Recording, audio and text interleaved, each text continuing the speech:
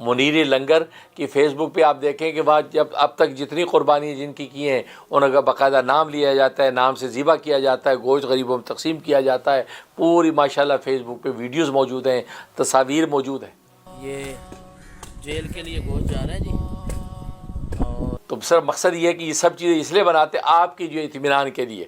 ورنہ بظاہر اللہ کو دکھانے کے لیے کی ضرورت نہیں ہے، لیکن چونکہ ظاہر ہے کہ آپ کا مال ہے، آپ کا پیسہ، اور آپ کے لیے ہم یہ ساری چیزیں کرتے ہیں، اس لیے ہمیں یہ ساری چیزیں بنانی پڑتی ہیں۔ یا منیر لنگر کے اندر ہر مہینے کا جو ہم جو ہے وہ لنگر کھلاتے ہیں غریبوں کو کھانا، اس کی بھی تصاویر ویڈیوز ڈالتے ہیں۔ اسی طریقے سے جو ہے راشن تقسیم کرتے ہیں ہر مہینے غریب خاندانوں میں، تو راشن کی تصویریں ڈالتے ہیں، تو وہ اس پہ کوئی ریا مقصود نہیں ہے، کیونکہ ریا تو اس وقت جب ہمارا اپنا مال ہو،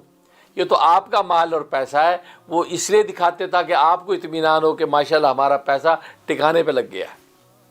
تو اس لیے وہ رضا ہی کے لیے ہوتا ہے سب۔ اس لیے وہ آپ منیر لنگر کی